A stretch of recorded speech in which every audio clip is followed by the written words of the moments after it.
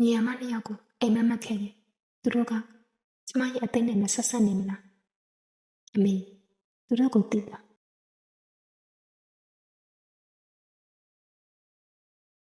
မင်းကတူးတီတော့သမီးပါတခြားမောင်နှမသားချင်းတွေမရှိပါဘူးပြီးတော့မင်းကအခုငါသမီးပါအသိကိုတန်းတာနေတာလို့ငါမကြိုက်ဘူး ဘာမှပါလဲအမေ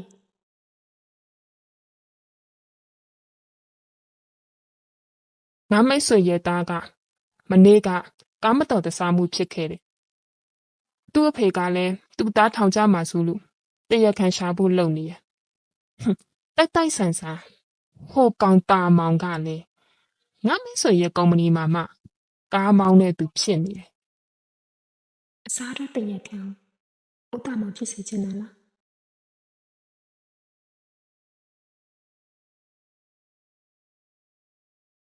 ဟွန်း